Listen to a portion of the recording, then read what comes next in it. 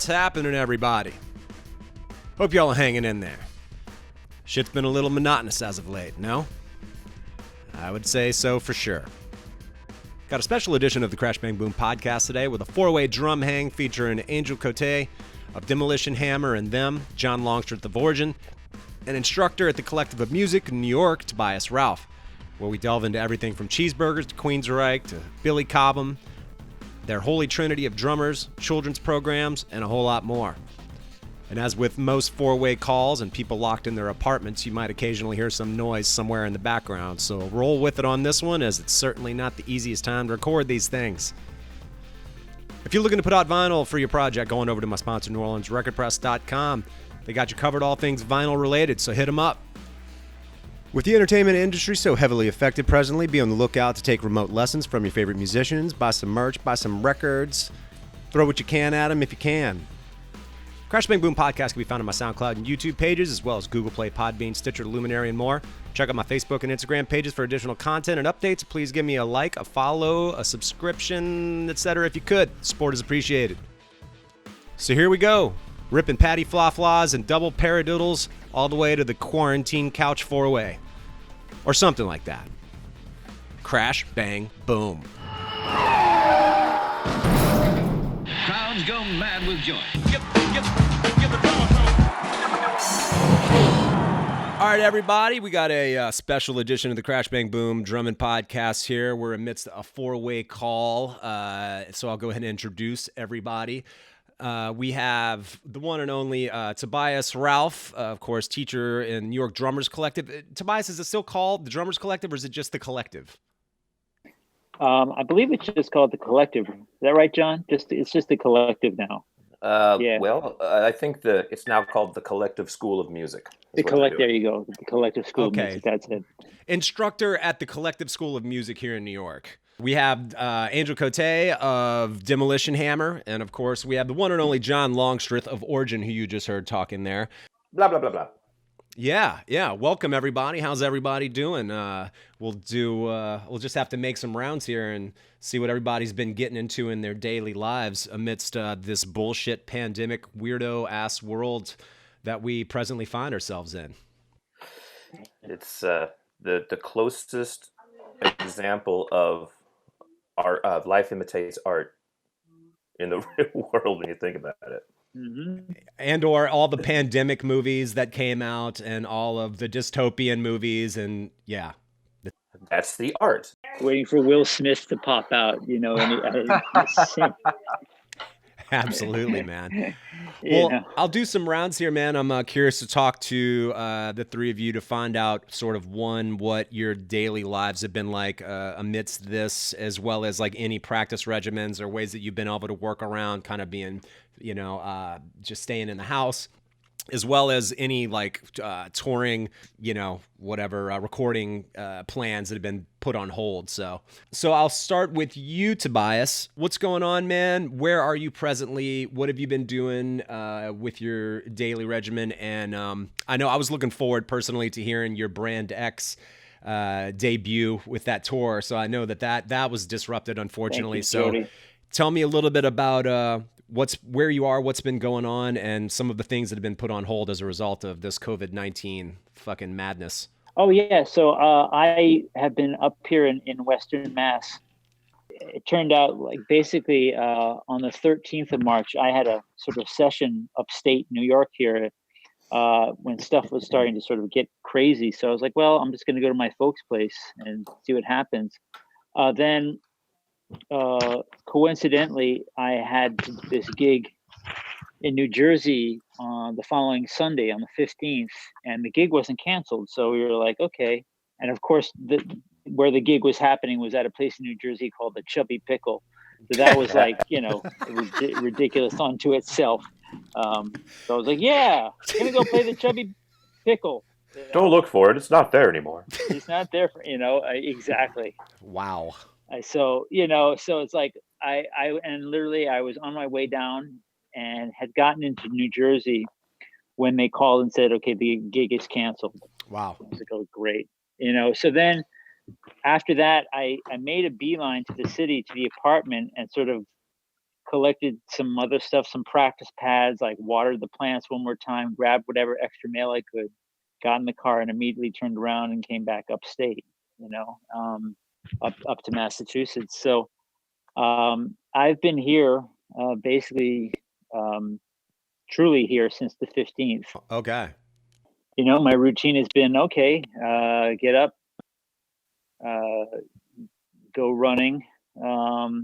And that's sort of, it's like, that's sort of a way to kind of sort of keep me calm. And then it's like, okay, I come back from this run, whatever, eat breakfast, do a little hand practice, and then like go outside and chop some wood for my folks, Nice.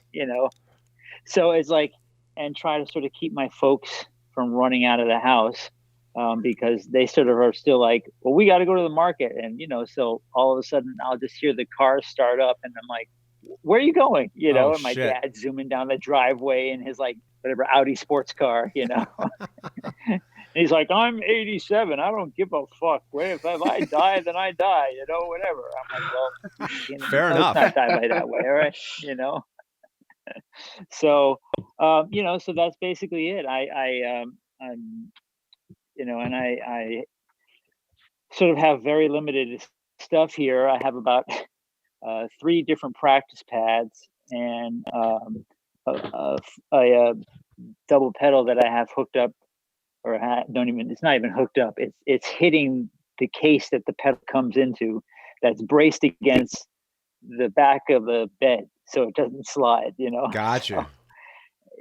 So it's sort of like, it hasn't been sort of about sort of drum set practice. It's been like very much like, okay, working on these exercises and some timing stuff and independent stuff and just whatever maintenance, and that's sort of all I can do right now, but I'm safe and my parents are safe, and I'm still playing and making it happen, Gotcha.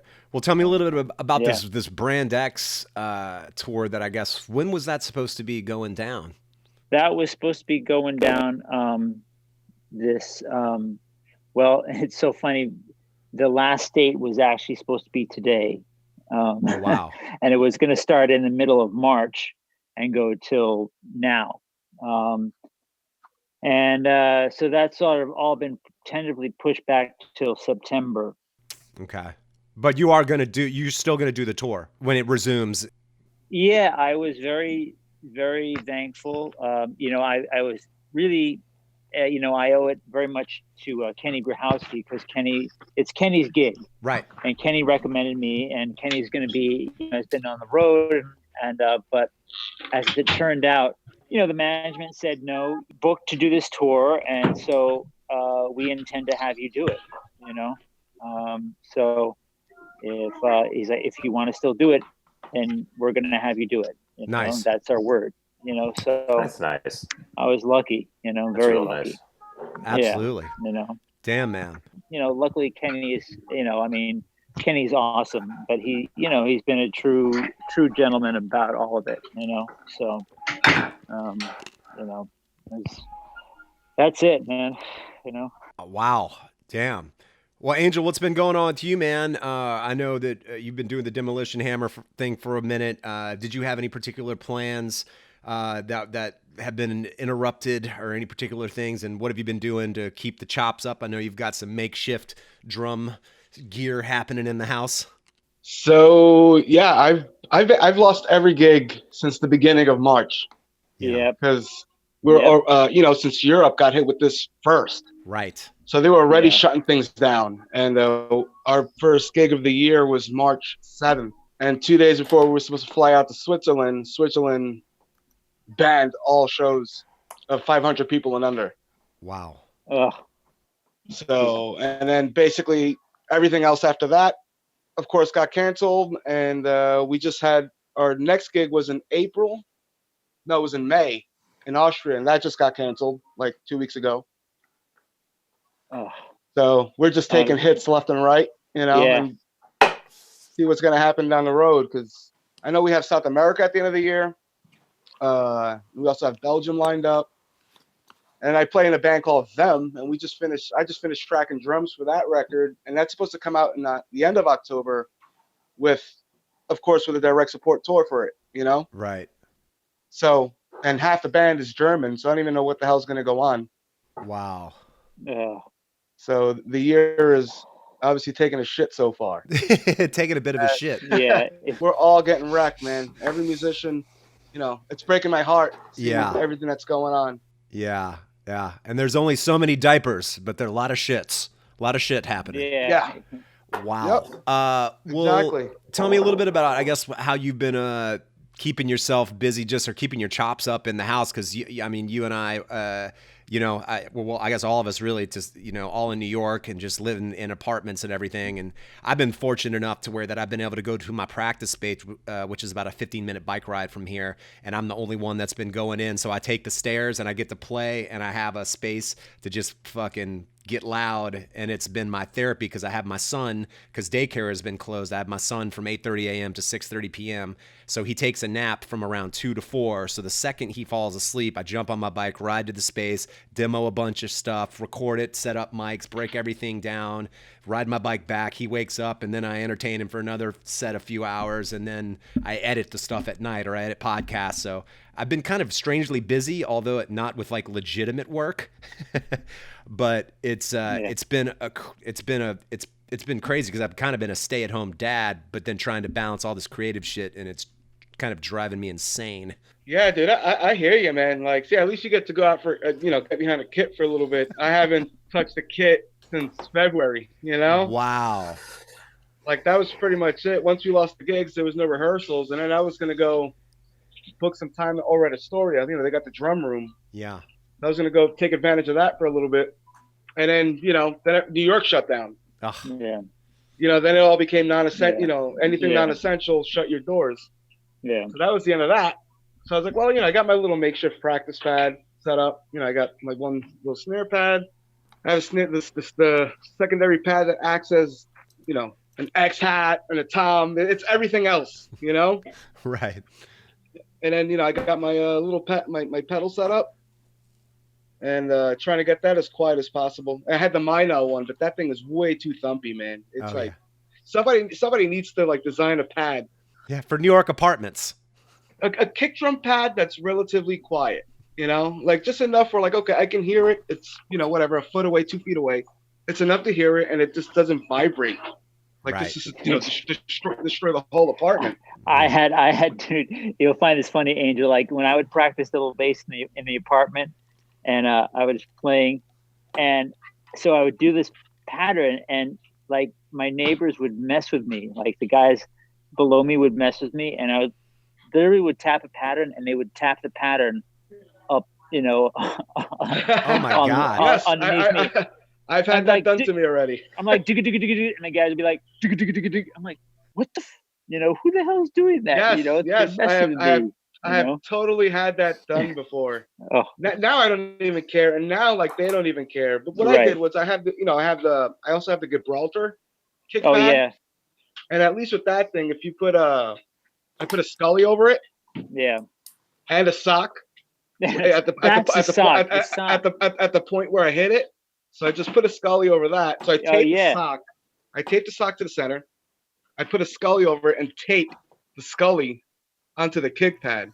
And listen, it's done a pretty good job. And it doesn't vibrate as much. I have it on the 2 carpets, 2 little rugs.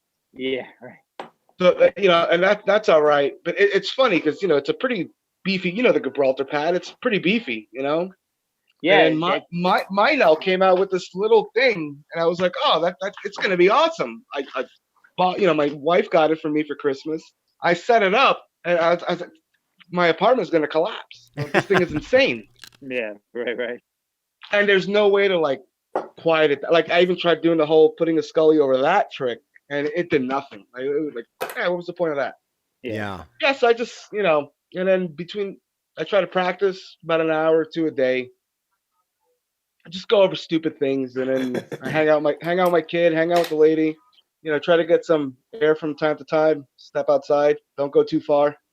I hear you, man. I'm in Greenpoint, Brooklyn, and you know, the streets are pretty empty, so I've been riding around with my son. I mean, weather permitting, if it's sunny, I transferred the bike seat to one of the two bikes. I bought an additional bike to be able to transfer the baby seat to it. So I'm just like riding around during the day, and there's just nobody out, you know, just riding around in the streets, riding down by the river. And it's been kind of nice, albeit sort of eerie, obviously, but the quiet and, Oh, yeah. you know, the sort of silver lining of fewer people, less traffic, less noise, all of it is Right. actually like surreal and borderline pleasant when you take it out of context of what's going on in the world, you know? Absolutely. But admittedly, kind of nice, that aspect. You kind of look around and you're like, oh, this is awesome. It's quiet. And then you realize why it's quiet. You're like, You're like, shit. oh, Right, wait a well, minute. that's That's not, this isn't a good reason. It's like the worst. Yeah, see, that's awesome. You take your kid out, man. I haven't been able to take my little dude out for, you know, for anything. Just, you know, just trying to be cautious of them. You know, he had like so he's got like an underlying heart condition, though it's been repaired, and he's actually, you know, he got the green light, so he's fine. Yeah. But, you know, you don't want to risk with that. With something, you know, something like any type of like heart dysfunction or whatever. Like, I'd rather not risk it. Try to get him out and he gets sick. Right. Although, you know, man, like about a month ago, he had like a super flu that gave him like mild pneumonia. Oh no. Oh gosh. It was weird, man. And they were like, oh, yeah, but this looks like mild pneumonia. We're going to give him antibiotics. We don't know where it came from, but he's got it. Knock on wood, dude. I think he's got my immune system. So he just beat the shit out of it. And that was that. Nice. Thankfully, Dude, man. He's Thank fine. God. He's fine. Yeah, he's fine. But that was a little scary to hear. You know what I mean? I I was like, bet. how the hell did he get that? And they're like, oh, we don't know how we got it. Oh, yeah. That's super scary. My God. So, but yeah, but with losing all the gigs, that's what I've been up to. Yeah. Waiting for the world to start over again, you know, and seeing what that's like. You Right. know? Some semblance of normalcy, albeit a new version of whatever normal will be. It's like, what the fuck is it even going to be when we get there? None of us know. I want to hug people, like you know, Yeah. like if I saw you right now, Jody, I'd squeeze the shit out of you. Ralph, I'd fold you in half. John, I'd fucking squeeze you too, brother. You'd have long hair. You know what I mean? How come I get folded in half? Because I would hug you the tightest. Oh, okay. All right. Yeah, baby. He just wants to pretzel you, Tobias. That's what it is. I want a pretzel Tobias. No, I've never realized I hugged guys so frequently until this happened. I was like, Oh, yeah. two things that I Everybody- realized. I was like, one, my face itches like more than I've realized it did, or maybe it always did, and now I just can't scratch it or something. And then like, yeah, I just want to hug dudes, man. I can't be hugging dudes these days. Yeah, hey, you can hug everybody, man. Yeah, you start paying attention to all these little details, like even like you said about scratching your face and all that. I'm like, I know. wow, I do this a lot. Holy shit. Totally, man. Well, John Longstreth, what's been going on with you? I know you've been trying to make the best of it. You've been teaching some lessons with the downtime. Tell me a little bit about, I guess, whatever setup you might have, how you keeping your chops together, and just, you know, maybe some of the gigs you lost, recordings that have been affected, et cetera. What's happening? Well, I'm not keeping my chops together for one. Oh, yeah, right. Bullshit. They just never go anywhere. They just never go anywhere. That's I'm sitting here thinking about, because like I have a little practice pad kit, and it's a Roland V drum kick drum, Mm-hmm. and then it's a Zymox marching pad, and then I have this little, I don't know if drum cat made it or if it's a Roland, but it's just like a little trigger bar. So I have like a snare drum, a kick drum, and then kind of a hi-hat thingy over here that I can hit. I have all that running into a little Nord drum. So my initial goal was to be able to teach lessons and stream with an audio in. So I have this little trigger module going in the audio interface. I have a microphone going into the interface. I have a mic on my practice pad. Mm-hmm. Because the Zymox pad has a little snare element in it. So I figured I could get kind of a snare sound to it. And it works. I actually tracked a couple of things, but I can't seem to teach that way. Zoom doesn't like it for streaming for some reason. So what I've been doing is I haven't really been playing that much drums. I've been teaching some lessons, which is great, and I hope those keep coming. But I've been teaching myself how to work this streaming platform, how to edit video footage, how to and basically how to work my little recording studio, because I brought my little recording studio home with me. Mm-hmm. Like it was, 2 Sundays ago almost, when it was just like, yeah, so everything shuts down Sunday night at 8 o'clock. So I went to my practice room and grabbed what I could and brought it home, and just kind of been doing that. But as far as practice is concerned, I have to get back on it. I really do. Because I have the means, I have the ability. I am actually amazed by the fact that you could actually go to your practice room. Yeah, that's amazing. Because Yeah. because they shut us down. They shut down the underground, which is where I practice. In Astoria, you had to close the doors. I mean, it's funny because I got a brand new kit, actually. That kid is beautiful, by the way. Sexy.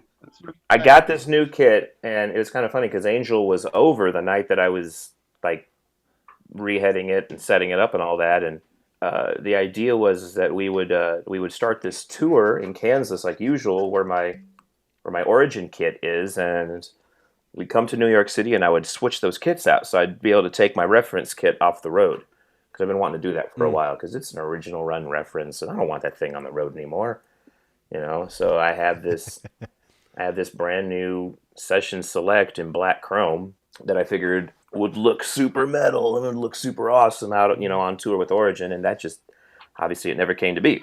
So now it's just sitting in my practice room. It's all set up, it's all tuned, it's ready to go, and sitting there. And it's just sitting there. It's funny because I'm going to go back to the practice room whenever this lets up, and it's going to be like looking at the old world. It's brand new. It's barely been touched, but it's going to be a relic of the old world.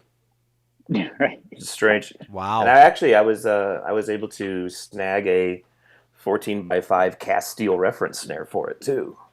Nice. So it's all reflective. It's all 80s looking, chrome shit. So I'm pretty excited about it. But, teaching lessons, unlike Tobias, I am slowly working myself into being an instructor at the collective. Well, you're doing great, man. You're going to get a lot of good, people in there, which would be great. School needs. We'll see what happens. So starting on Monday at 9 a.m. to 9:30, hand warm-up class to get all the students ready for a day's worth of learning with our staff. Right. So, Tobias, you should start teaching classes at 10 a.m.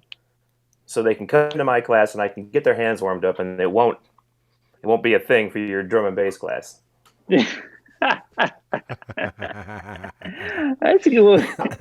But, just sort of piggyback them all. And exactly, dude. After they take my hand warm-up class, they can take your drum and bass class, and then they can go take traditional jazz with Pete. Make the fucking rounds. Yeah, right. And after all that heavy-duty hand workout, they got to go and be gentle on the ride cymbal. Right. There you go. That's some. And use really small sticks, toothpick sticks. That's some cognitive sharpening right there, man. But yeah. So I don't know. That's kind of me in a nutshell. That I think, in closing, I mean, I've been out. I go out and I take my walks. I go to the grocery store. It's all in hand out here. People are staying inside. They're behaving. There's not that many groups. The groups that the cops will drive by and tell you to go home if you're in a group of 2 or more. Because if there's 2 of you, either you live together or you're a couple or whatever. The real danger of this thing is going to be, number 1, my liver, and number 2, my waistline. Yeah. Fuck yeah, dude. I want to eat all the cereal and start drinking booze way early. I know that about myself. We're baking bread. We're making cookies. I'll do a whole pot of taco mush that'll last us 2 days, 3 days. Nice. Aside from doing podcasts, I just pull people together into these Zoom meetings just to hang out with them, and that usually ends up being 3 or 4 beers long as well. So. And a couple of cookies. And a couple of cookies, dude. Right? You can't combine. A few cookies to boot. Yeah, dude. Listen, it sounds and looks like you're eating bomb-ass cookies. It's those chocolate chip roasted pecan, dude. Oh, then there was the other one, the peanut butter chocolate peanut butter chocolate pecan chip. something. That was a peanut butter chocolate chip oatmeal. Simone made those. Yeah, there you Those go. were Yeah, killing too. whatever, deliciousness. Sounds amazing. Saw that picture and I was so jonesing for like cookies that like I literally ran out, got in the car and like ran to like the local farmers market where it's like, you know, only 4 people at a time they're allowed, you know, and like got like these homemade oatmeal raisin cookies because I was like, John's cookies look amazing. I need those. I need cookies, you know. You know the secret to it is just follow the original Toll House recipe. Just follow that. Really? Just follow that. If you want to add something else to it, like what I added was roasted, like pan roasted pecans. You know, that was the. But basically, just follow that recipe. That is a master recipe. You can't fuck it up. Nestle Toll House. Just the Toll House chocolate chip cookie recipe. If you put original Toll House cookie recipe into your Google, and that comes up, and you're good to go. They don't just put that on the chocolate chip bag so much anymore. Now they put all different kinds of things. But well, John, were there any gigs, tours, etc., that got interrupted with all this for you? We started the Occupation Domination Part 2 tour with Beneath the Massacre and Defeated Sanity and Wake. And man, I don't even remember when we started that thing, but it was canceled 4 days in. Oof. So we started in Kansas City, we went to St. Louis, and then we went to Chicago and then Detroit. Right. And we got 3 days in, and we knew the thing was doomed by the second day. But we figured, let's just push it for as long as we can until they tell us to go home. And so we got 3 days in, and Elliot from Beneath the Massacre, he walks up to me and he goes, "We're going home." And I go, "What?" He goes, "Yeah, we're going to play the show and we're going to bomb home immediately." Because at this point in time, Trudeau had told all Canadians that were traveling abroad to get home while they could still let them in, for the most part, because they knew that the next thing was going to be closing the border. So get home and get assistance while we have the assistance. And so that's what they did. They went home.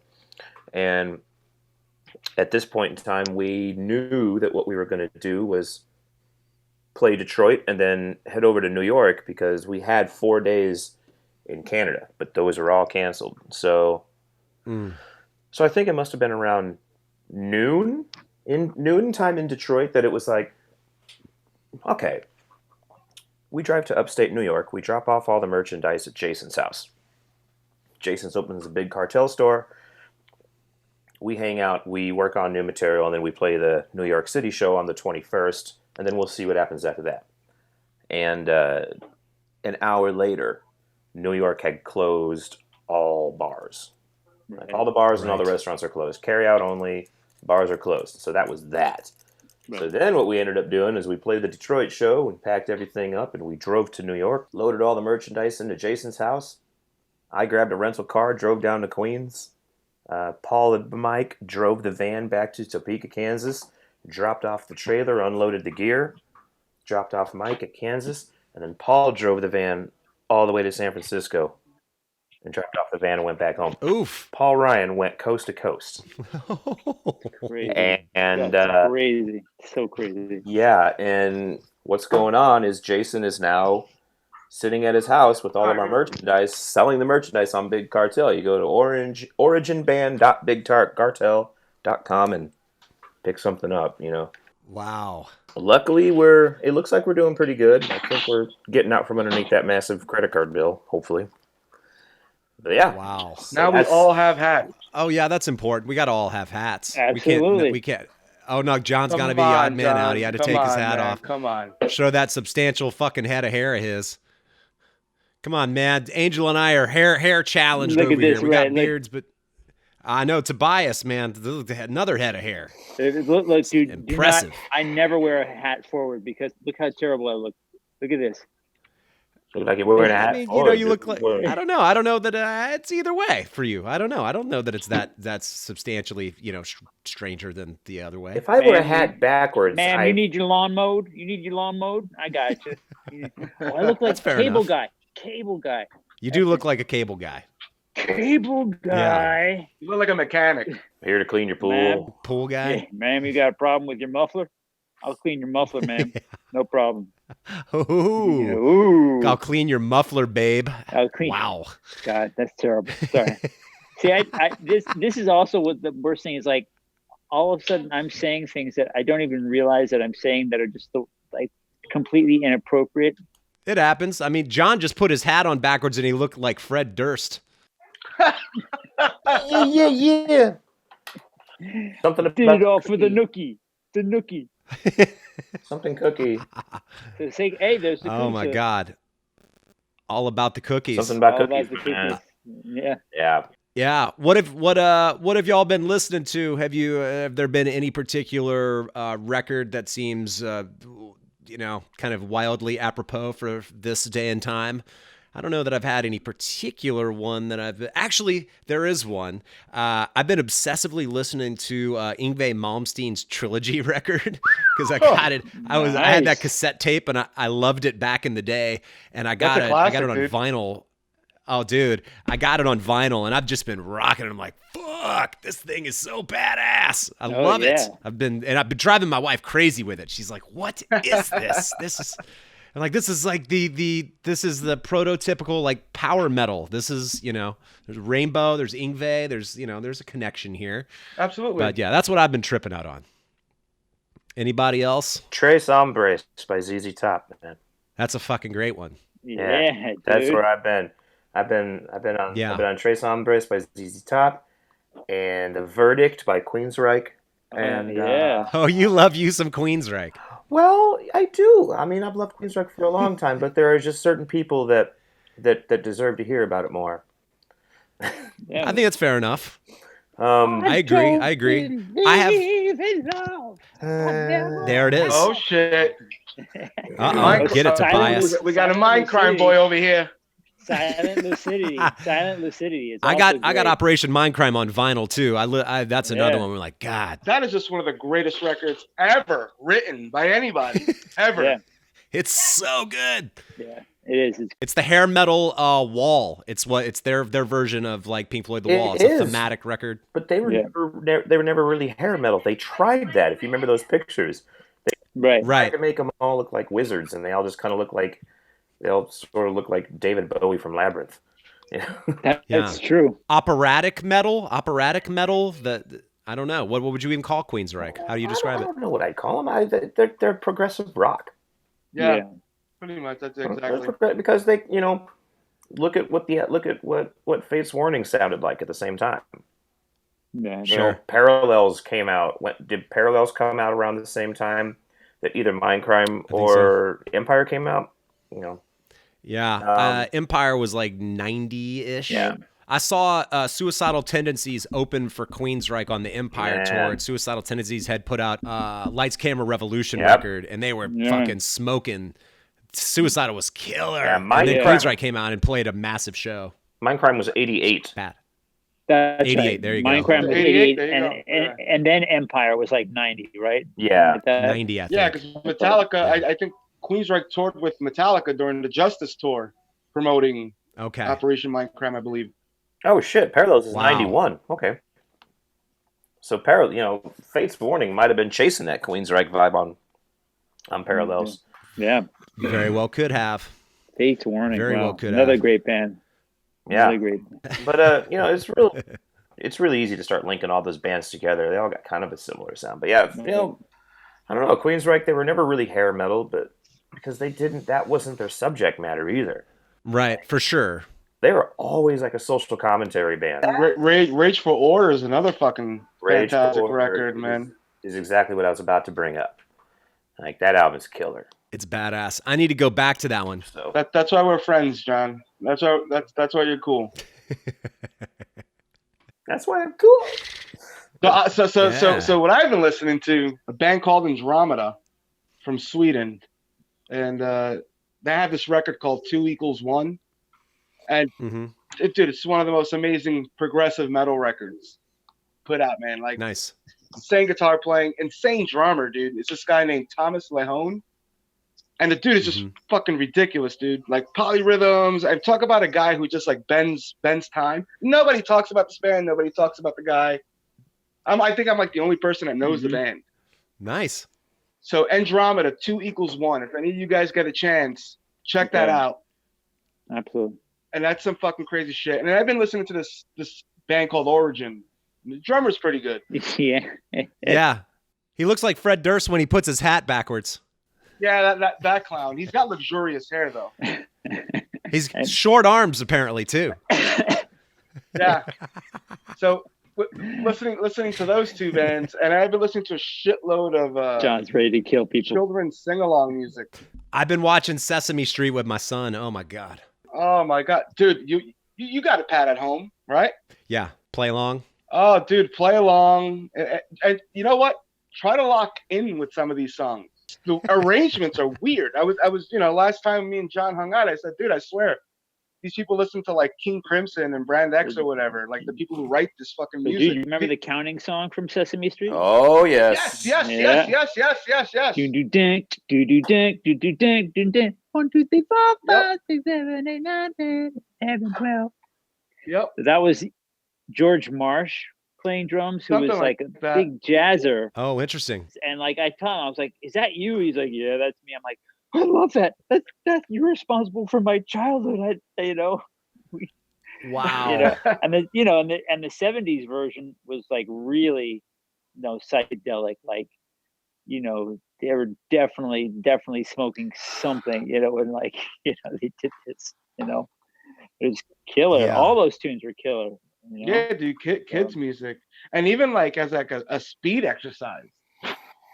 Try to like do like just single strokes over like whatever it is. Like sometimes it'll be like 30-second notes at like 120 or whatever, or you're doubling fucking 120, and you're like, so you're playing like 240, right? And you try to hold over on it, but the song, it just sounds relatively slow because it's at 120, right? But you're double timing it.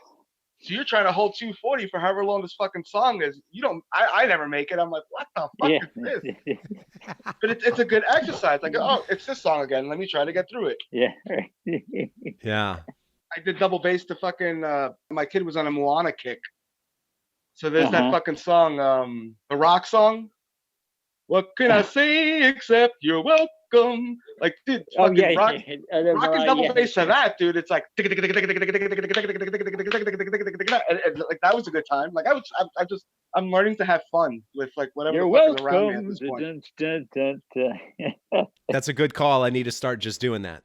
Good exercise, man. And you'll be shocked at how fucking vicious it is. You're like, wow, this is fucking ruthless.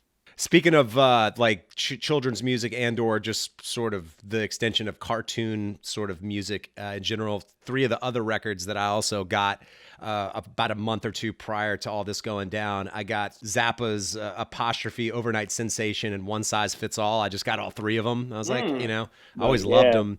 And I've been One Size Fits All in particular. I just listen to that stuff. And there's another kind of connection of artists and bands and whatnot. I think there's, interestingly enough, Danny Elfman and his work that he did with Oingo Boingo, and then writing the Simpsons theme, and then all of the Tim Burton movies that he scored and everything. He was in on that Zappa shit. And then you have Mr. Bungle. So there's this weird lineage of all that. Yeah. And so much of it ties back to Zappa. But to think that those guys were going into the studio, reading that stuff and recording to tape, and recording those songs to tape like that, oof, my God. That's why guys like us look back at that and like, we'll think like that's the elite, dude. Like that, those guys, one shot, one deal. There was no punching. You got a 13-minute song and it's got all these time signatures. You were getting that in one shot, or Zappa was slapping you in the fucking mouth. Nobody does that, and I think that's why now these days, we look at, music, of course, has progressed, and, we have all these superhuman drummers, and now everybody's like, well, I'm not going to believe what's on the record. I want to see the guy live. Yep. So now it's all about seeing the guy live. Right. It's the inverse. If he matches the record, then okay, he gets props. I ain't giving him props off a record because, shit, even I sat down and I punched. How many of us have punched in? Of course. And, it's cool. You get to do, you are playing what people are hearing, but we're not doing Yeah. it in one solid shot for the most part, or not all the time at least, and not all of us. Right. Right. So now you're gonna go live, and you're gonna be like, all right, well, I heard the record, and the record's fucking fantastic, but can this guy play it live? Right. And we don't Yeah. judge guys like Vinny Colaiuta or fucking Dave Weckl or No. because we know that they did it in one shot. Because there was nothing Yeah. to help them at that time. It's true. You know, all these It's legendary, true. fucking Billy Cobham, John Yes. McLaughlin, Tommy Bolin and all these guys. Like, Yeah, those are they just all went in there and just went for it. one-shot deals. You know, Yep. Tobias, Yeah, it's true. You're absolutely right. You're absolutely right. They all just went in there and said, okay, we're going to go for it. And if you can hear guys botch stuff and make mistakes all over the place, but they sort of looked at it as like, well, the overall vibe was there and everything. So we're just gonna keep it. Some of that's a part of the charm, man. Yeah. Totally. Some of that is what makes those records so hard to play along to. Like when you try to learn some of that stuff, you're like, how the fuck? And sometimes, half of the times, the artist, the musician themselves can't tell you. Oh, I don't remember what I did there. I don't know what I did. I was high. You listen to an interview with Stuart Copeland talking about tracking Regattas of Blanc or whatever, and he's gonna tell you, he's like, yeah, well, this song has like 8 different versions because every time they hit record, I played it differently. Yeah. The version that's on the record is the one that's the one that got picked. Yeah. Absolutely. I met Stuart Copeland recently. Lucky bastard. I've told the story before, but I'll tell it again because it was just absolutely surreal. That's There's a place story. in Williamsburg. My wife and I, and we bring my son. We go to eat brunch, and I was facing the sort of where the entrance is, and I'm sitting there eating, and Stuart Copeland walks in, and I'm Nice. looking, I'm like shoveling food in my mouth, and I see Stuart Copeland walk in, and I'm like. I was admittedly a little hungover. My eyes were probably a little red. I probably looked a little crazy. I was also wearing a tank top and I no hat. It just probably looked like a mess. But then he walked in and he walked out. And then I was like, babe, I gotta go. That was Stuart Copeland. I gotta go talk to him. So I roll outside and I tap him on the shoulder and he turns around and I say, hey man, Stuart, I'm a huge fan of you and whatnot. And at some point he paused and he goes, I don't owe you money or anything, do I? Or something like that. And I was just like, no. I know. I know it's weird. I wanted to tell you that I love your plan. I was totally fanboying, but also like super self-conscious and starting to kind of stutter on my words and sounding like a bit of an asshole. Oh yeah. So the whole interaction was weird, but I met him and I wish I could have hung out with him and talked to him because fuck, I love that guy's I playing. don't know your money or anything, do I? I don't know your money or anything like that. Dude, you know who Nick Beggs is? Yeah. Bass player from Kaja Gugu. Yeah, but also dude. from Stephen Wilson. Now he's fucking so Jody, John, you know that song Too Shy? Of course. So that fucking insane bass line, that's this guy named Nick Beggs. Yeah. And I was played Hellfest in France. John, you were supposed to play that same one. So I'm hanging out in the artist section or whatever, and fucking Nick Beggs comes walking along. And I'm a Kaja Gugu fan, so I was like, oh shit. So excuse me, you're Nick Beggs. And he walks over and hello, how are you? Fucking English guy, whatever. Took a picture with him, chit-chatted, super nice guy. It was a really cool thing. He was just like, I'm sorry. He's like, I'm not comfortable with the fact that you know my name, but I don't know yours. Yeah. Nice. So I told him my name, and then I wish all experiences like that were like that, meeting your heroes. You know what I mean? What was he doing? Right. What was he doing at Hellfest? Stephen Wilson was playing. Right. Okay. And I was like, oh my god, dude! And he's such a sick Chapman stick player too. Yeah, he's right. He's just serious. He's the real deal, man. The real deal. Yeah. Any Tobias or John, any awkward star or drummer interactions for either of you? I met Nico McBrain at NAMM convention in either 2009 or 2010. That already has me laughing right there. And this is 2009, 2010. I was Pisces and Dorsey, so I don't know if they do it anymore, but back then, Pisces would have a party in a suite in the Hilton. So you'd go into this big, right. go into this big suite and have open bar and all this food and all this stuff, and just everybody's hanging out. And I had a couple of interesting run-ins with some people. That's where everybody gets sloshed too. They get Oh hammered there. my God, we were. I ended up talking to a friend of mine. She's this drummer named Lux. And, Oh yeah. And apparently, I interrupted a conversation between Lux and the guy from System of a Down. Oh, okay. And I think he wanted to fight. John Malakian or I think he wanted to fight me there. He was like, "Excuse me," like looking at me. He's got his chest out, and I was like, "Hey, I'm gonna get a drink. All right, bye." And I walk over there, and then I get in line to go to the bathroom, and I turn around behind me, and there's all 7 feet tall of Scott Travis. And so here I am. Another big influence, dude. Here I am. I got the moment. I can talk to Scott Travis. I look up to him, and I go, "What's the weather like up there?" Oh, God. And I immediately sink, and he just kind of laughs. And he goes, "Same as it ever was." And then I escape, and I go take a piss. So there you go. Oh, my God, John. There's Jesus 3 within Christ. the same hour. Yeah. There was another interaction that had to do with Dave Lombardo catching some really good friends of mine talking some smack, but I can't really tell that story because right. But we're rolling the tape. Yeah. Holy shit. Well, after I hit stop the record button, feel free to tell us that one. I can't really tell that story so well because I was a bystander. There was like well, we want to hear the bystander version. When that shit is off, you're telling us a story, son. That's it. Exactly. No escapes. Exactly. It's not as salacious as it sounds, but okay. Bobby Jarzenbeck, got to hang out with him all weekend. He's a sweetheart, dude. That guy's a monster. That guy's He's great. such a nice guy, man. He's ridiculous. Yeah. Oh, it's absurd. Fucking absurd.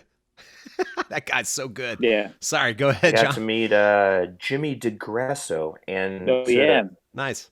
To go back and retouch on Suicidal Tendencies, I saw Suicidal Tendencies on their Art of Rebellion tour, and it was Suicidal Tendencies and Infectious Grooves. Infectious Grooves was opening, so you had Mike Muir and Robert Trujillo on stage for the entire set, but I remember buying a T-shirt. I bought the Art of Rebellion T-shirt, and there was a mistake, as the tour dates on the back were printed upside down. And I just remember, it's so bizarre when you meet these people and you try and pull something that might make them laugh or might catch a response with them. I'm like, "I saw you with Suicidal Tendencies in 1993. I bought a T-shirt. The tour dates were printed upside down on the back." And he goes, "Oh my God!" Yeah. I guess I was the first person that ever came up and brought that up to him, but he remembers it, and it drove the whole band insane. And so, yeah, Jimmy DeGrasso was really cool too. Dude, I'm definitely one of those like opportunist type of dudes, like, because that stuff, it's one in a million sometimes, depending on who it is. Totally. So it's like, will I ever get a chance to fucking be in the same room as King Diamond? Probably not, dude. Like the chances are probably none. So I'll risk it. I'll go and talk to him for a quick second, and I never come over like, and fucking like bear hug him or anything. I just walk over, and I'm always like, "Excuse me, dude. I'm sure you hear this 1,000 times a fucking day.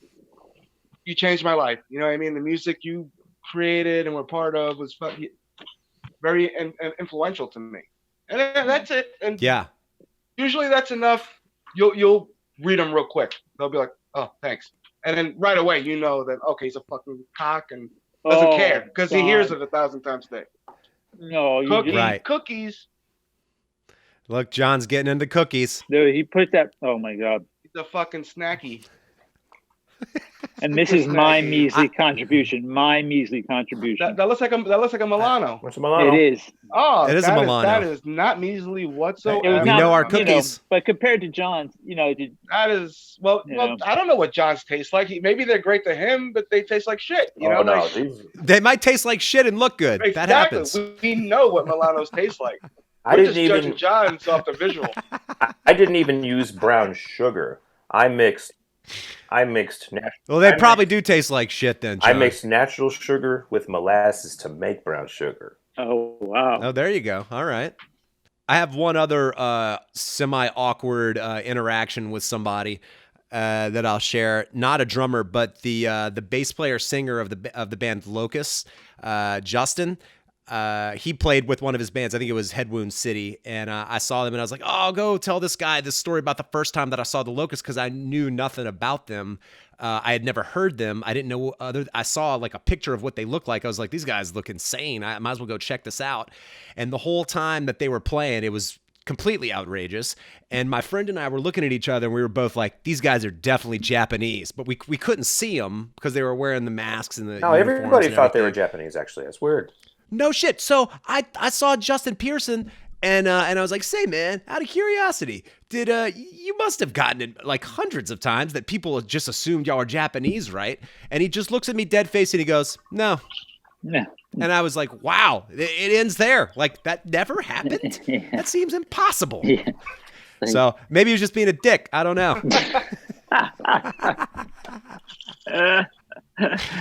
Who knows? That's awesome. That's Yeah, it's so Yeah, fucking so bizarre, man. Yeah, You never know. A lot of times these dudes are just tired or sick or angry, or they just got off the Yeah. phone with their. A bad day. It Yeah, it bad really does day. depend, Bad man. day, yeah. And it sucks. It sucks that sometimes that happens when it's you got your fucking moment. You know what I mean? Yeah.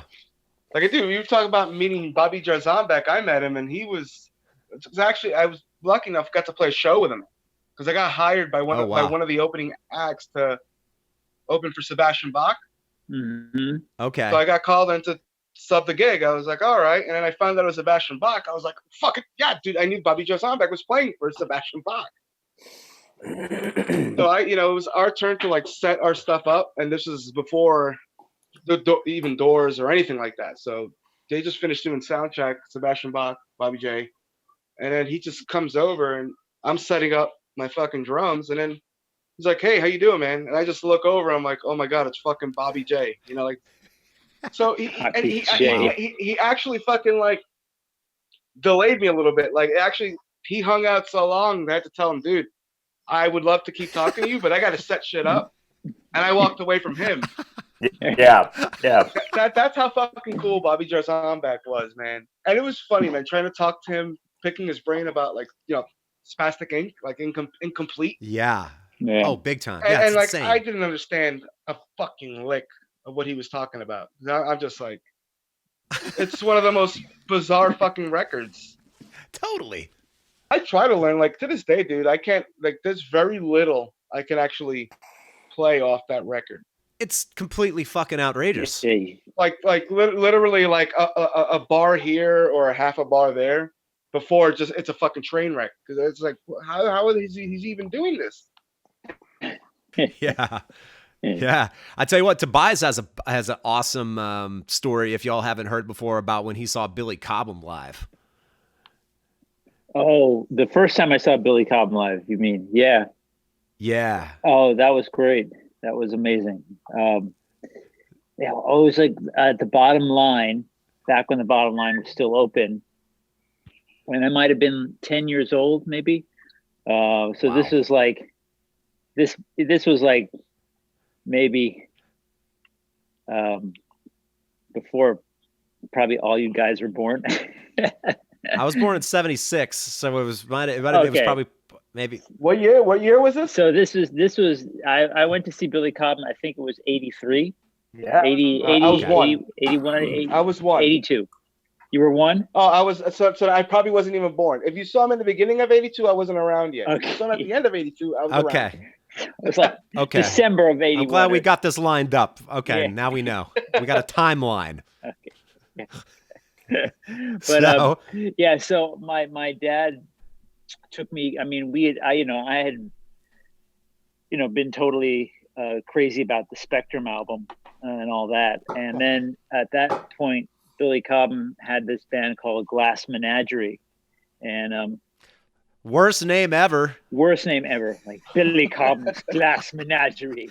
Glass Menagerie? Yeah, Come on, I man. know. That's fucking terrible. Glass what, bro? Glass. What kind of shit you talking about, man? And it was terrible, but it was amazing. So, the stage is barely big enough for, his drum set, which was at the time was this gigantic Tama Imperial Star. Wow. What they call the Royal Pewter color. And it was like this really cool, like wrap, gray, like wrap. And and he had the huge set was like right there. So his bass drums and they sat my dad and I right up in the front, right. So I was literally sitting like where my head is. On either side of my head was Billy's bass drums. And it's right there. So then I was like looking right up. So at that point he was playing and he was coming out like swinging. He was playing full on. I would say that at that point watching Billy play, like there was no other drummer out there who was putting that much energy out behind the drum set. Oh, absolutely. Man. I mean, like you would watch like Terry Bozzio and he's going, and I'm sort of kind of relating to drummers of that era, I mean, like I would say like now if I watch like someone like Eloy Casagrande, like he's like one of those guys to me who like, that guy's brutal. Yeah, It's incredible. Like he's sort of like, to me, like, sort of in terms of energy wise, sort of like the modern day of what Billy Cobham was when I got to see Billy, it was like full Totally.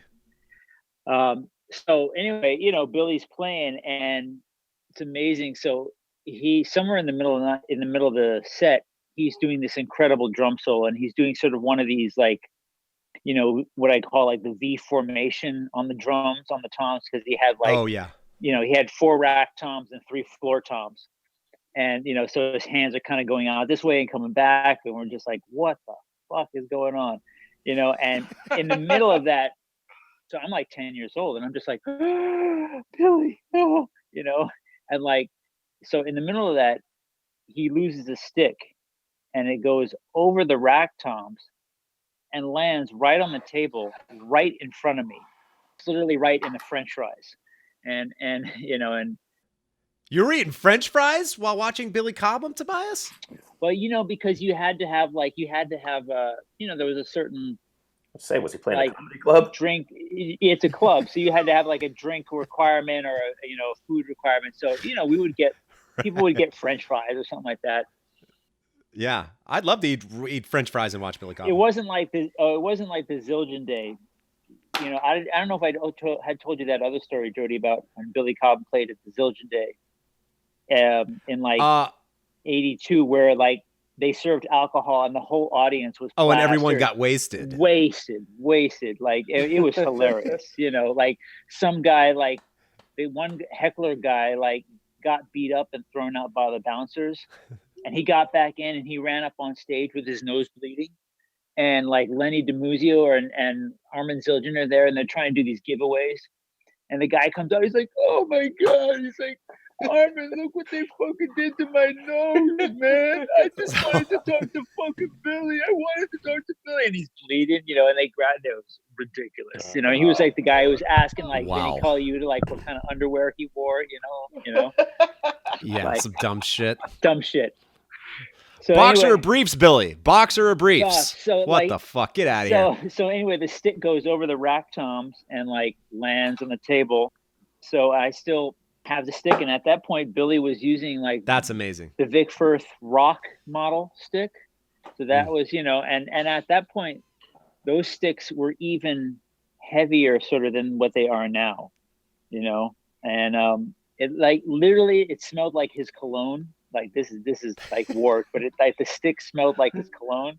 Tobias was cuddling with that stick and huffing it and occasionally rubbing one out, and he's developed a little bit of a fascination with Billy Cobham ever since then. Dude, I was like, oh, it's like you're like, I smell his cologne, Billy's, and I had this stick, and so, and it's still in the apartment, but it was great because later on, like much later on in my years when I was starting to do like kind of club date bands, I ended up doing a couple of gigs with Billy's brother, Wayne, who's a great trumpet player, Oh, interesting. So I actually got Wayne to sort of sign the stick for me, like in lieu of not Billy, you know. And Nice. yeah, so I was like, he said, "Oh, that's cool. You got one of my brother's sticks." I was like, "Yeah." It's like at that point, those sticks were almost like marching sticks, you know. Wow. So Wow. Jesus, that's crazy. He was playing with that. So He's still playing, right? I have a quick thing to add to that. Talking about eating food while watching cool musicians. sorry. I ate a cheeseburger with fries and a beer while watching Simon Phillips with Hiromi. No Oh, way. yes. It was Simon Phillips, That's Hiromi, amazing. and Anthony Jackson on bass. Oh, Anthony Jackson is like a wizard, Yeah, of course. As absolutely. is Simon Phillips, man. Yeah. When I interviewed Tobias on the podcast, we were both kind of talking about the musicality and like melodic sense that Simon Phillips has in his drum solos. Oh. I can really like watch his drum solos and just kind of be in awe of the orchestration and just his melodic sense. It's amazing. Exactly. He's sort of exactly like that kind of that Billy Cobham style, you know. Mm. And Totally. you know, yeah, he's He's a magician. But anyway, I ate a cheeseburger in front of him while he was playing. So I watched the guitar player of Trouble eat a cheeseburger while playing. John Wynn. Motherfucker was hungry. John Yeah, he Wynn. had the cheeseburger sitting on top of his amp. You know, he had a Marshall half stack behind him, and they were playing Cathedral and Trouble were playing together at the Rock Island in Wichita, Kansas, and man, this Wow. must have been 93, again 92. Yeah. Awesome. And yeah, Trouble was playing, and it's kind of funny to look back on this because, you know, you play a gig and some venues are like, oh, you can get whatever you want off the kitchen menu. And I'm like, okay, great, that sounds good. He goes, cool, but the kitchen's only going to be open between 4 and 6. Right. And you're going on at 7. So you have to get your, you know, whatever the hell, or something like that. Yeah. I kind of feeling that's exactly what happened to that guy, is they must have gotten on stage at 8 o'clock, and that kitchen was probably closing at 8. Right. So whatever. So he probably ordered his food and rushed to the stage and I'll just eat it on stage. So yeah, for like over the course of 2 songs, he had a cheeseburger. Yeah, take a bite out of it, go back to playing. They come to a stop in a song, and the other guitar player is playing. You take a bite out of his cheeseburger, dip a French fry in ketchup, pop that in his mouth. Come on. That's awesome. That's And- awesome. Just kind of made it part of the show. It was pretty killer. Yeah, I guarantee that was memorable. I've never seen that. I've never seen anyone consume food like over the course of a set, like and like take time to like dip French fries. Oh, this needs salt and pepper. Like, it's mustard. Can we get some money? Like, that's crazy, man. There is I guess there's a picture of Michael from Opeth eating a Big Mac on stage. Really? That's awesome. So he's That's done that, awesome. you know. But maybe that's where Fast Fret came from. He got like French fry grease on his skin and went. Right. Maybe so. You might be onto something there, Possibly. John. 3 guys, 3 drummers that you would say influenced you in your formative years, and there's still traces of them in your playing to this day. Tobias, go. I would definitely say in my formative years would be Vinnie Colaiuta. Sure. I don't know. I guess I want to say Billy Cobham, and believe it or not, in my formative years, Scott Travis. You know, Nice. and not that I can even do any of that stuff that any of them do, but there was a Scott Travis to me, like when Painkiller came out, like Yeah, it's badass. that and all the Racer X stuff that changed, you know, and like believe it or not, I actually had some sort of like double bass drum chops back then. Like I could actually like sort of make it through the intro to Painkiller, you know. Right. You know, but I would definitely say those guys for sure. Nice. That's awesome, man. Yeah. Well, thanks for joining the call, man. Go Yeah, help your folks guys. out. Stay safe. Thanks for joining, brother. Great to talk with you guys.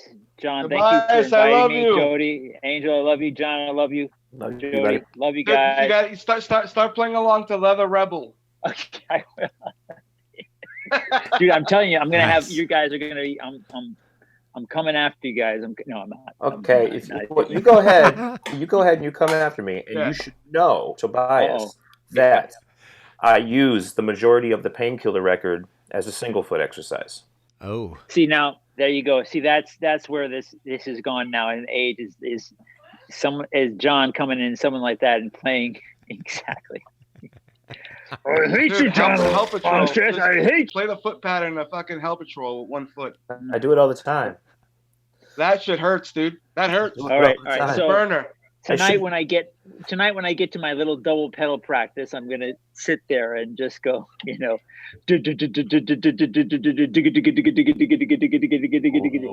Yeah, okay. All right. That's probably the hardest part on the record, actually. right on. All right, guys. All right, Tobias. Good talking to you, buddy. Thanks, and much love to you all. Yeah. Right on. How about you, Angel? Any three that have stood the test of time in the influence pond, if you will? Pond. Dave Lombardo. Oh, imagine that. I bet. He's the reason I started playing, pretty much. So Yeah. definitely hear him in my playing. I try to, what would Dave do here? Like some fucking with Yeah. bills or whatever. Just try to aimlessly go around it as fast as you can. I'd say Nick Barker. Yeah. Okay. Oh yeah. Oh yeah. Should have the Jeopardy theme song on while you're thinking of these. It's a hard one because there's. Of course, so many. It's easier to do the baker's dozen or like the whatever 7 or. Maybe Gene Hoglan. That's inevitable, I feel like, with some of the stuff that y'all do, given I think the Sean Reinerts and Gene Hoglan, those guys will find their way into you're playing any which way with the stuff that y'all do. You're going to hear that in any extreme metal drummer for the most part. Once you're hearing like all the crazy bells and whistles going on, that's where that came from. That person heard Cynic or fucking a Human or whatever. Right. Yeah. Dude, influences, there's so many, man. Like we've all talked about so many different genres, fusion, you know what I mean, and fucking early progressive stuff. But yeah, I mean, since mainly I play is just metal, I'm not gonna go and say extreme metal. That's John. That's John. And even John's an influence. Thank you. John's a major influence. You want to hear a quick story about my introduction to John before I head out? Sure. John might know the date too. 2000 CBGB's. It was That was 2000. That was 2000. 2000 with Exhumed and Cephalic Carnage. Exhumed, Cephalic Carnage, Today is the Day, and Burnt by the Sun. Burnt by the Sun, yeah. Dave Whitty, another badass. Dave Whitty's a bad motherfucker. CB's had a killer fucking sound system. Their sound system was ridiculous for the fucking shithole that it was. I mean, they had plenty of years to get it straight. So I fucking, I'm outside coming in, and I just hear Kick Trigger, and I'm hearing all these fucking triplets going on, and I can hear the guitars, and I'm walking in, and I'm like, what fucking band are they playing? I thought they were playing the fucking DJ was playing something. I'm like, these fucking drums are bonkers. Walk straight in, and it's, fucking John playing with Origin. Wow. So this is the first album tour. Yep. And that shit stuck with me, man. Like, and it sucks because I got in there, they played, and it was over. Like, I probably caught the last half of the last song. Right. So needless to say, that last half of the song, I bought the record like the next day or something. I went out to, Virgin Megastore was still around. So I bought the fucking record. And dude, that was like game changing, that first record. That was the first time. Dude, John, I don't know if people realize this, but there's 2 things he put into the forefront of death metal that weren't used before up until he did them. One of them being the Johnny Rab one-arm roll. So nobody was doing that until him. That first record came on. It's like, what the fuck is that? Like, how is he doing that? How is their drum roll going on this fucking snare while these cymbals are fucking getting laid to waste? I think Hellhammer from Mayhem was doing that on Grand Declaration of War, but you just can't hear it as well. But I think he was doing that. Because it's a shit recording. And that fucking album sounds like dick. Yeah, but I love that album. It's like super processed, and it was. I love the remix remaster of that. I need to record. go listen to that. I've heard the remix remaster, dude, is fucking awesome. Anyway, And then, of course, Nice. John being the second time that he did something where people were like, how is he doing that? It's the double strokes. Double strokes. You know, like nobody, now it's all over the place. And people still shit on Right. it. You know what I mean? But whenever he did that, you know, those are two things that he brought to the forefront that people don't realize. And I think that fucking sucks, you know, and it should be. So I'm saying it here. People listen to this podcast. John, you fucking pushed the boundaries not once, twice. I'm working on something new. Don't worry. So Oh shit! all y'all motherfuckers doing one hand rolls in death metal. John did it first, and that's why you're doing it. And fucking double strokes, John. Thank you. I actually have Fair like enough. all that one-handed roll cred has to go to George Fluke, man. He did it on the Coming into demo. existence. Who knew that? No, that didn't come out till exactly. after, really. I think he picked it up from Dennis Chambers. They got a lot of those. Got it from Buddy Rich as well. Well, yeah, you know, Buddy with the fucking that shit with the fucking, you know, all that stuff. Oh yeah. And he's doing it in solos and like fucking. They use it in such a. It's of course that swingy manner to it. So Yeah. Right. It's got a fucking this cool, beautiful, interesting feel. So I think it was just a matter of time before somebody took it and made it fucking super staccato and like menacing, as opposed to like, you know, because it one-handed roll doesn't, in metal context anyway, it doesn't swing or anything like that. It's just, Right. it's a fucking machine gun. Jackhammer. It's just a fucking jackhammer. That's it. So with that, John rules.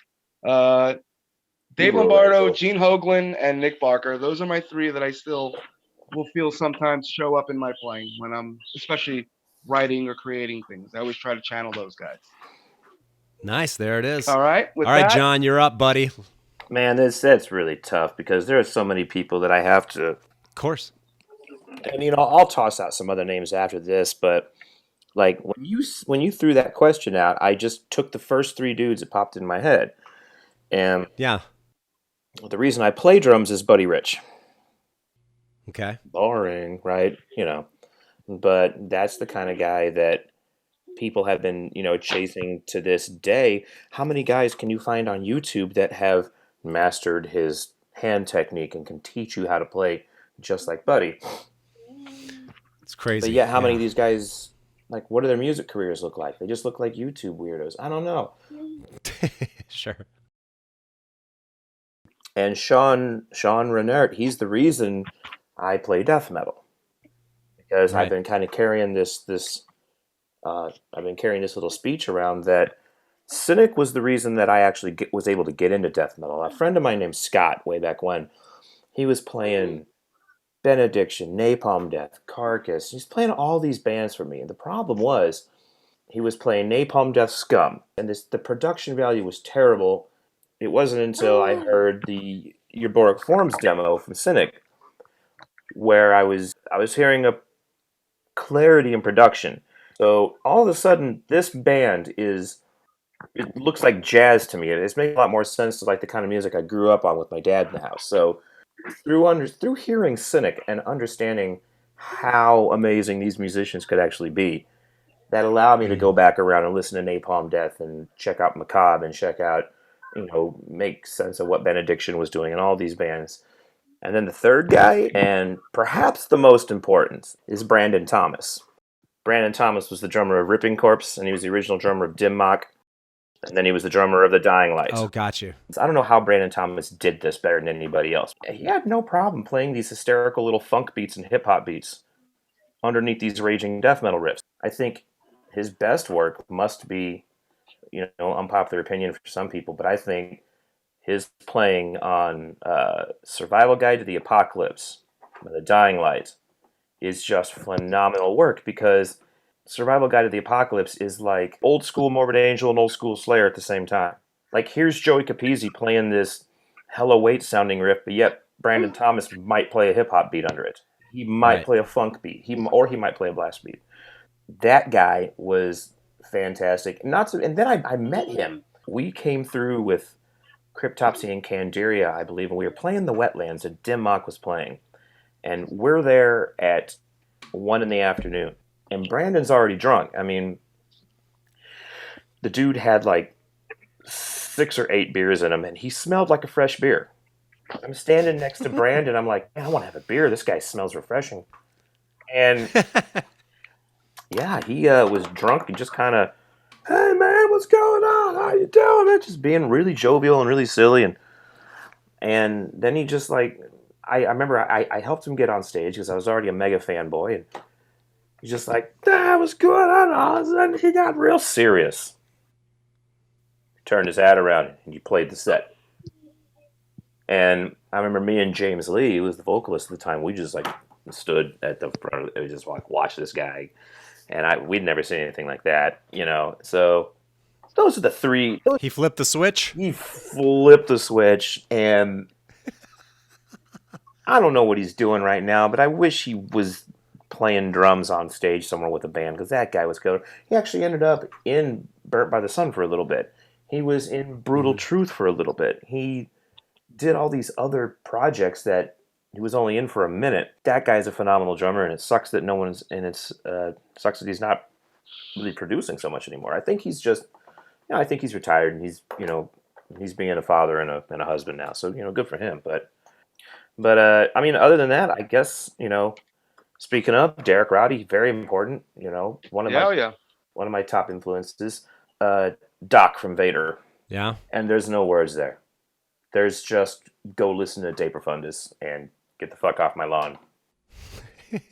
We did 2 tours with Vader, and they would come to the States, and he was obviously very sick, and it was really, really fucking sad. But he would get to the States, they would set up, and the first 3 days were always just 3-hour-long nightmare sound checks, and is the band gonna play, and where's the drummer, and what's going on, and then he'd like show up and they'd play an okay set and whatever, and it would take them about 3 days, and all of a sudden, somewhere on the 3rd or the 4th day, it was just boom, and like Vader arrives, and it's just like, oh god, and then I got to watch Doc play for the next 4 weeks.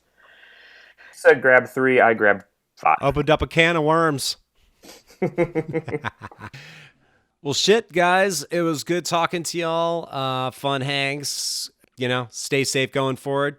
All the rules. The rules. And glad we could do a virtual hang. Oh, yeah. These are fun, man. We'll catch up soon and actually like a high five and maybe hug each other when we can do it again without killing each other. Oh, no high five. Straight to hugs. Straight to hugs. Okay. Straight to hugs. All right. Straight to hugs. All right. Straight to hugs. We're going straight to hugs. Be right safe. on. Good talking to you, everybody. Yep. All right, everybody. Thanks for tuning in, and thanks to the dudes for rapping. Down the road, I'll look to do this again and mix up the drummers, and we'll try to do it again, see what's happening. We'll catch you on the next one. Crash, bang, boom.